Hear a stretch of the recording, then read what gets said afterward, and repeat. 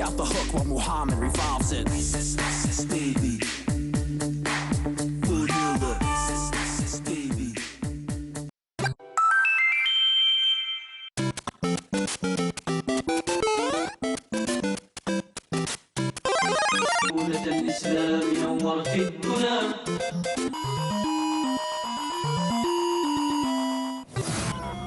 And you can find more on that as well as background information on ISIL's advance in the Middle East on our website. France shut the door on Julian Assange by rejecting an asylum plea. The appeal by the WikiLeaks chief, who's currently holed up in the Ecuadorian embassy in London, has been published in the French newspaper Le Monde. Artis Polyboyko has more.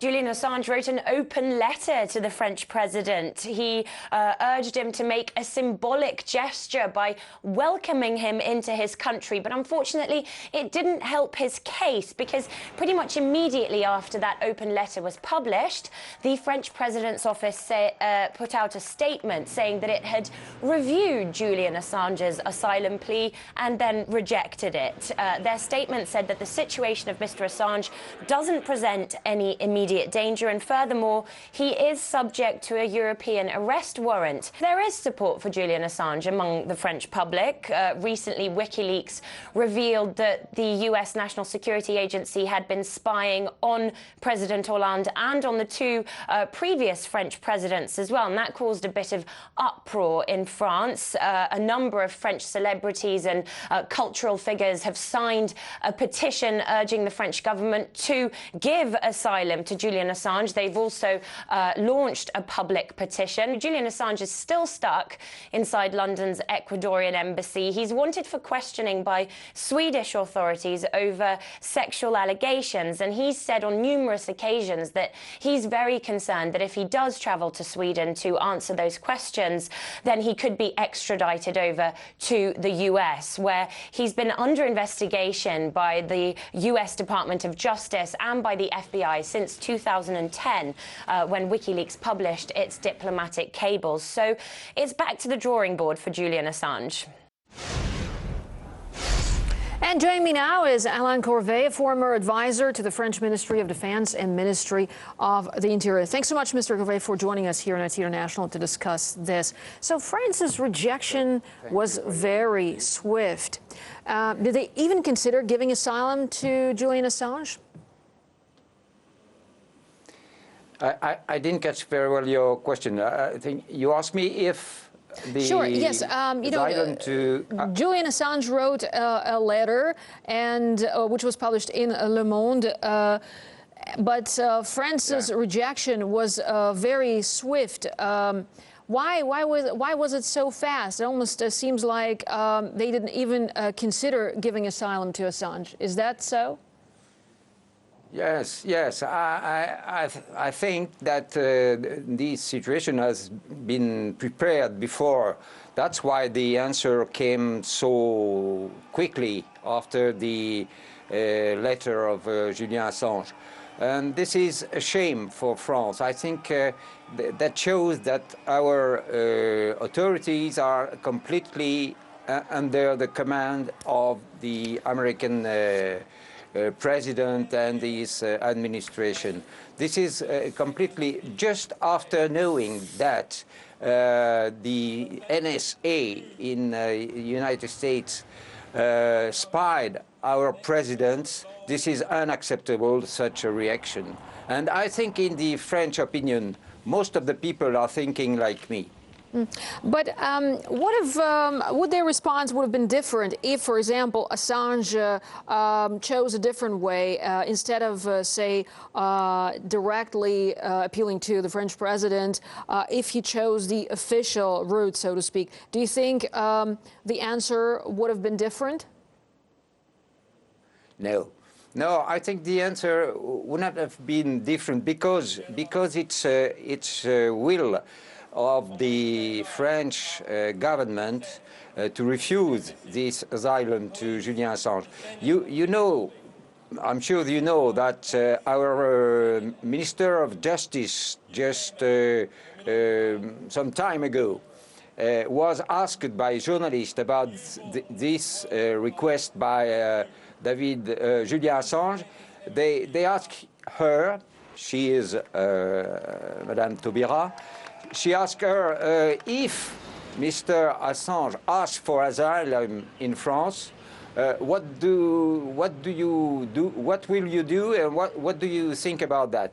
And she said it's perfectly possible that we answer positively to this request, if this request was coming to us. Then, you know, on a judiciary point, on a legal point, it was quite possible to accept this asylum.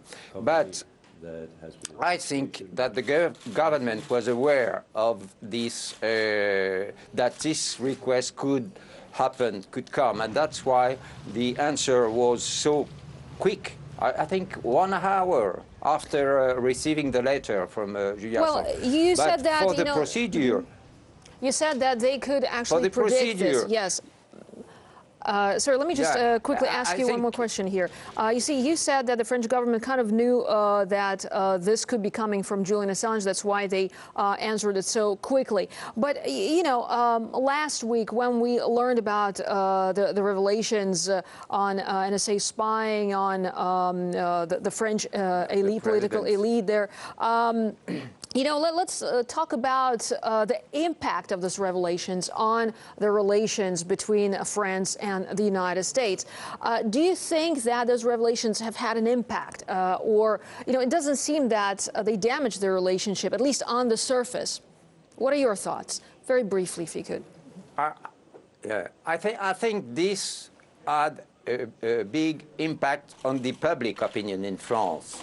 But as you know perfectly, all the governments of European unions, not the people, but the governments, are under command of the United States. And then we understood the reaction of the French government, who tried his best to diminish the importance of this revelation of spying, and all the press in France was ordered to slow down their not to emphasize the information and the fact that the Americans were spying our president, our three previous presidents. Then I think there is now more and more a big gap between the French opinion and the French government. But it's the same in other European countries. I can say you that all the gallops, all the information which come from different European countries is the same. The people look at what is happening in Greece at this moment. All the public opinions are manipulated by the media, by the press, because the press is in the hands of the international finance. And all is made, everything is made to avoid to have a quarrel, a fight between American authorities, American government, and the French government. And then it's a shame for France, first, to have react as it does, as it did when we learned about this spying. Even if everybody knows that everybody is spying everybody, but when it is overt like this, there is absolutely a need for a reaction, and a firm reaction from the government. And there was no this reaction. And then now we have a new demonstration. It's certainly very interesting to talk to you. Request. And get your thoughts on this, but unfortunately we are running out of time, so we have to leave it there. For now, though, we appreciate very much your insight here. That was Alain Corvez, former advisor to the French Ministry of Defense and Ministry of Interior, talking to us here on RT International. And take a look at these pictures there. This is Athens today. Queues of people outside banks and cash machines snaking down streets. The public is growing anxious about a shortage of food and medicine within days. Since Monday, people have only been allowed to withdraw 60 euros a day from their accounts. And capital controls have been introduced to stop the outflow of cash after the European Central Bank froze financial support. And pensioners without ATM cards are the only ones allowed into banks to withdraw money. And unsurprisingly, hours spent in lines in the scorching summer sun is taking its toll on people's moods. We have never experienced something like this ever before.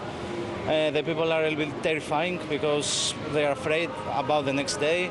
Personally, I want Europe, but I don't want these austerity measures. I am angry because I can't move in the market to buy the basic things for my house, and I am concerned about the future of my life because I am a student. Of course, it's not right because it's our money.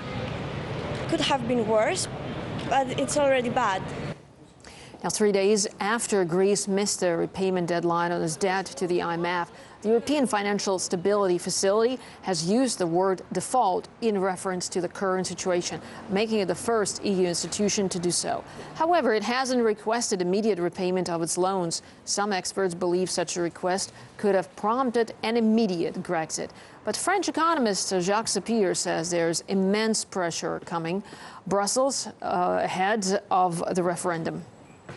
You have two major pressure groups behind the Yes campaign. The first one is a pressure group made by the big Greek business, Greek oligarchs, owners of large ships company, and the like. And the other group is, of course, people whose business is closely linked to the European Union. They are like the puppets of Brussels, and they are doing exactly what Brussels is expecting of them.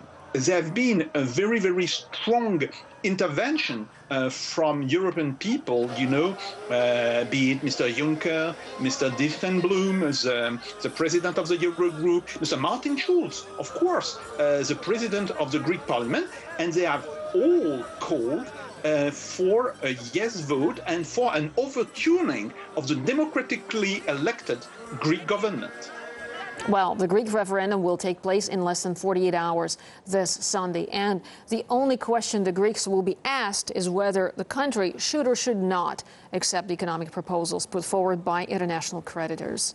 Alexis Tsipras has again addressed the people, explaining why he believes they should say no to lenders. He told the public to reject the blackmail ultimatums and fear-mongering coming from the EU. The Prime Minister offered reassurance that the no vote doesn't mean a rupture with the European Union, and he called for Greeks to make a choice on Sunday, calmly and freely, and not based on panic or pressure.